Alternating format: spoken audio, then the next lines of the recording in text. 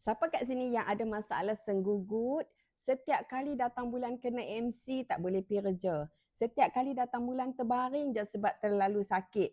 Hampa boleh baca komen ni. Cuba tengok komen ni. Ashini Girl. Hai Miss, saya sangat berterima kasih kepada Miss sebab teh Azimi ni memang bagus dan khasiat untuk badan. Saya dah beli 4 kotak. Saya dah minum. Ada masalah datang bulan yang sakit perut. Senggugut lah kan. Dan sekarang ni senggugut tu dah tak ada lagi hampa. Dia juga ada fibroid 8 cm.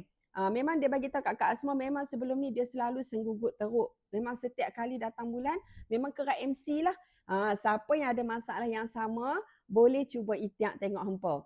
Kan sebab Teh Azimi ni kalau untuk masalah dalaman wanita insya-Allah sangat membantu. So siapa yang ada masalah senggugut, selalu susah hati, setiap kali nak datang bulan kan dekat nak sampai tarikh tu dah rasa trauma sebab tak sanggup nak hadap sakit, try amalkan 2 kotak insya-Allah.